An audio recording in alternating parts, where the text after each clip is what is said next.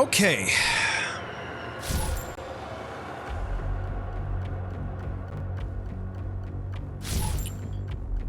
So, tag 2. Finished.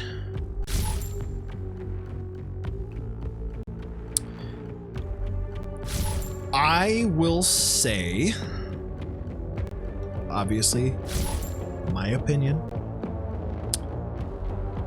Music I have to go back and listen to again for the menu theme. I hope it's a limited time event thing, or maybe we can alternate it. That would be cool.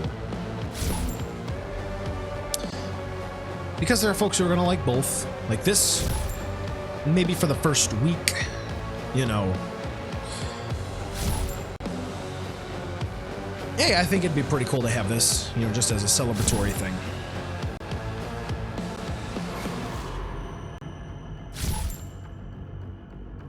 The Big Bopper, the hammer, is really neat. I had no idea it would have helped if I read that it recharges when you glory kill fodder. Because as I was playing it, I'm like, I know that I did not kill, I know I didn't get any hammer, quote unquote, ammo. Like there wasn't anything floating around, but I seeing that it's like halfway recharged. What's going on?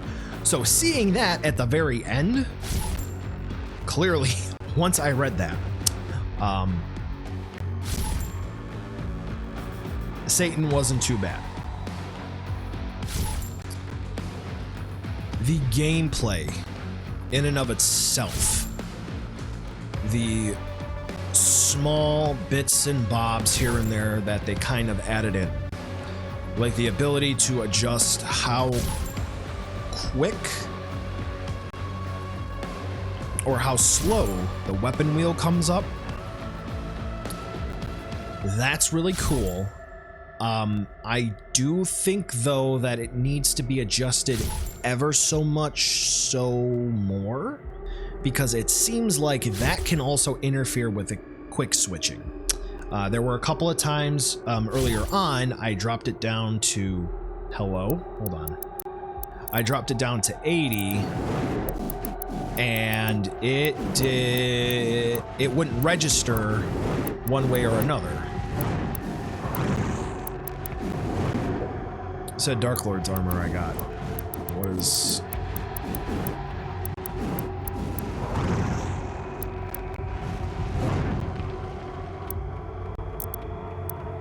gold. Where does the Dark Lord's armor come in?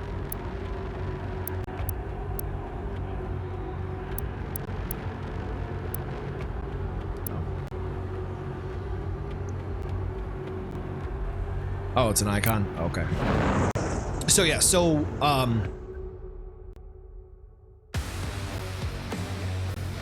just tapping with the weapon wheel and bring that, like if I could set it at like half, so 80, 85, 90, 95 milliseconds, I think that's what it is, that would be great. The hammer, I hope if they were really smart,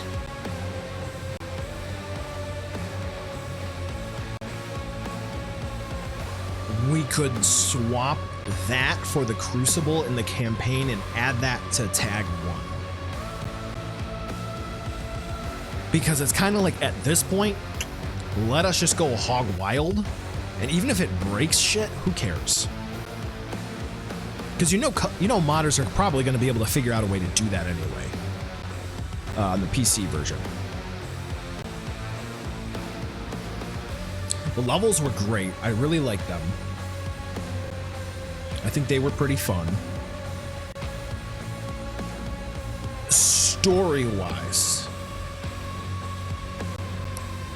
put a pin in the ending. So we're not going to talk about the ending. It kind of goes nowhere for a little bit, except for we're going to have a big clash, Infinity War style, between heaven and hell. And then right at the very end, we get a plot twist. Where God wanted to figure out immortality. They figured out immortality. They cast God out of heaven. Boats, shush. They cast God out of heaven. God then turns heaven into hell, and then that place becomes heaven, and he tricks them into making the Doomslayer.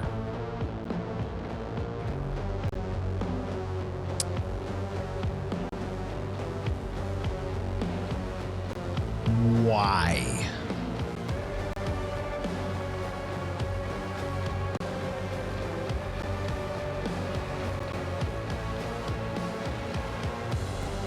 Checkmate, got him. Yeah, well, I think that's a little too complicated for what this needed to be. But I guess it kind of works. I don't know, it's an interesting way to do it. But with all of that twisting and turning, something that I talked about before, Hayden in Doom 16 had encouraged and even wanted to blow up Vega.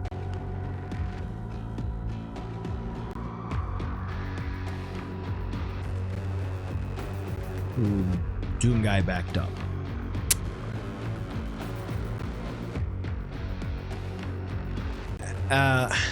And then Kanye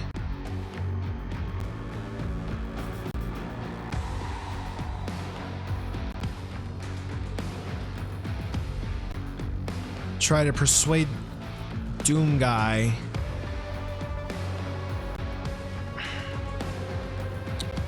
to have him join up with them.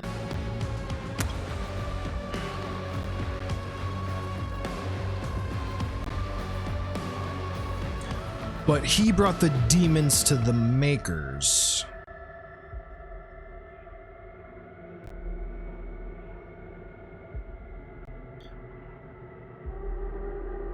So,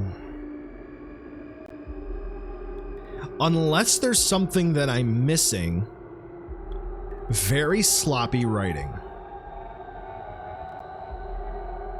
And I kind of got that sense from the beginning of Eternal.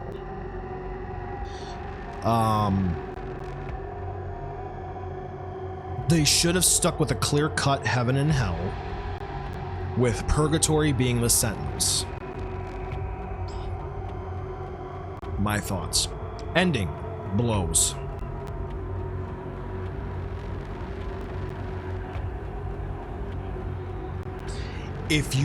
The implication that I got from the ending is that a Doom guy who is only in this situation because he punched his CO in the face and said, "I'm not firing on innocents."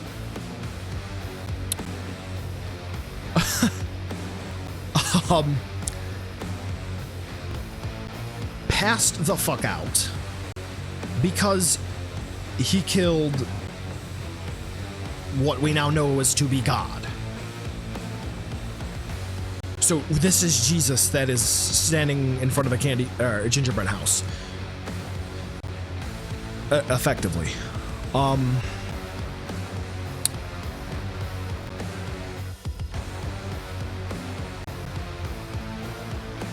So he's passed out in a sarcophagus.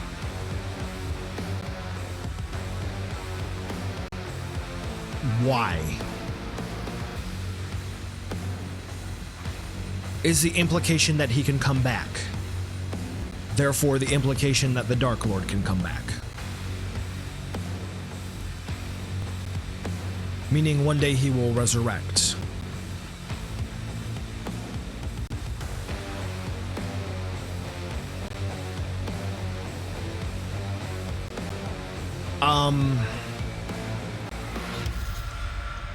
I think someone had a very good idea in the writer's room and just simply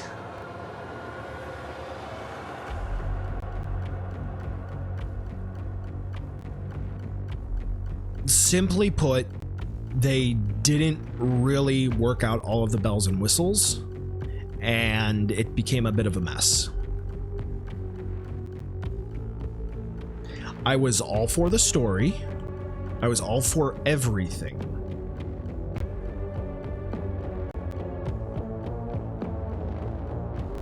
But what do we have now?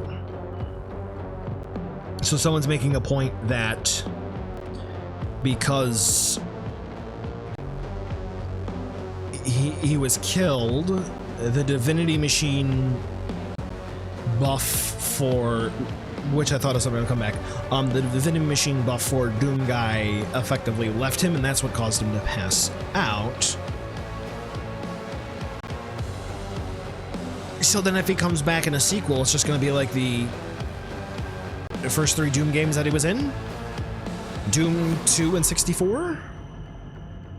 Which he was able to kill all the same demons without these super godlike powers? I don't know. Where's Hayden? Where's Summer Maker? Because he didn't die at the end of Tag 1.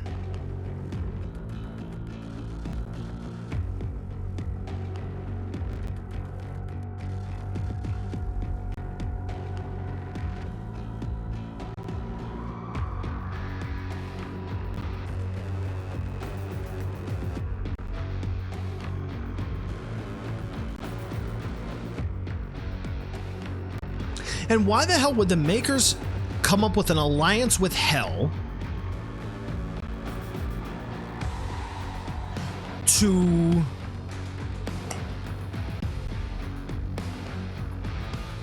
perpetuate immortality?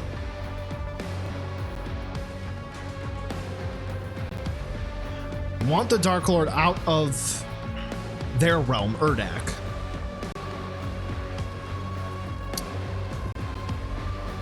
And why would the Dark Lord cry over the Khan Maker's death? Because immortality, exactly. So if you're going to have the ruler of hell, you know what, I'm not going to confuse it. Let's just go by the simple terms. Dark Lord, Satan, hell. Dark Realm is hell. Urdak, Makers, Angels, Heaven. Boom, we got that. Okay, so if the Makers want immortality, but they cast the Dark Lord out because he was searching for immortality and they did not want him to have that power, and then he goes through the process of making demons in hell, and priests from the Night Sentinels become hell priests, and they work with the alliances of hell, and they work with the Makers. The Makers work with hell, who work with the Dark Lord. They perpetuate. It's just sloppy writing. So basically, they kick the guy out because they don't want him to have the powers of immortality to give to pretty much anyone. Yet the Makers of themselves, they find immortality, and they utilize the guy who they kicked out's resources to perpetuate immortality, and then the guy who they kicked out cries over his side chick, who his de facto son killed, who wanted him out.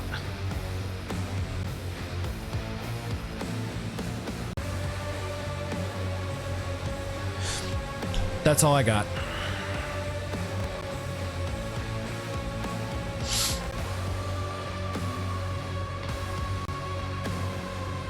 Demon shooty game, I agree. What should have happened, Doom Guy killed the Dark Lord. There was a portal that he could have gone through, which brought him back into that dimension that the Khan Maker had promised him. He stares into it. He's able to see his happy family and a Daisy. And he looks at it. It begins to close. And we see not a tyrant, but a cyber demon come up, right? He turns and he looks at the cyber demon as the cyber demon's crawling up on that platform, and the cyber demon just roars, and he's got a choice. Go to what was promised him by the Khan Maker, or fight the cyber demon. Because we know now that the Dark Lord is dead, there's no way for the demons to get out of hell. and then he turns his back on the portal, cocks the shotgun, and then we just get Doom Eternal on the screen. That's what it should have been for the ending. But I don't know. I don't get paid to write the games.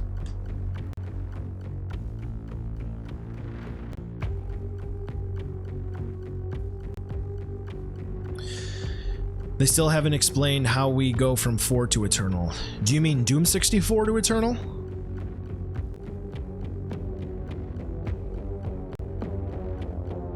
Because they did. Not very well.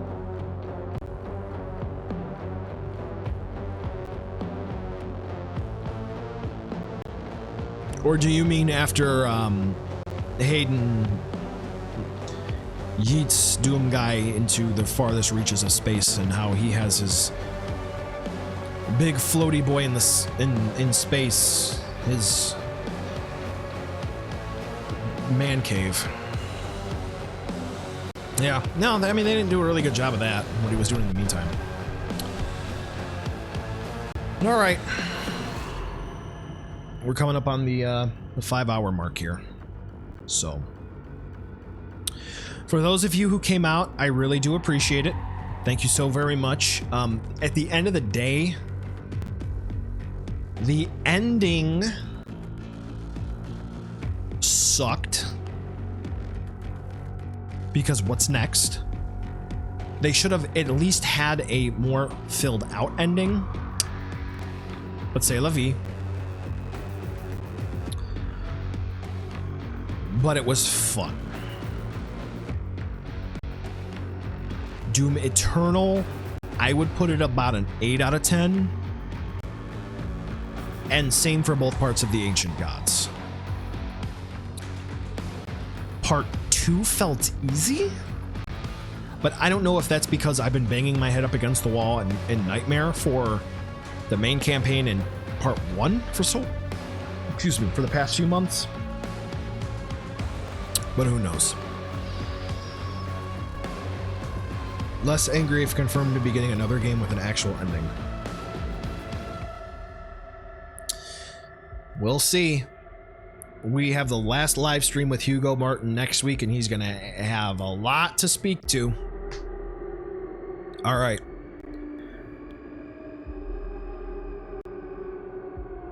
.2 out of 10 is pretty rough there. All right, I'm sure I'll be back again this weekend with something else. Thank you all so much for watching. I appreciate it. Part 1 got a nerf. I'll have to check it out. Great. I'll catch you next time, folks. Have a good night.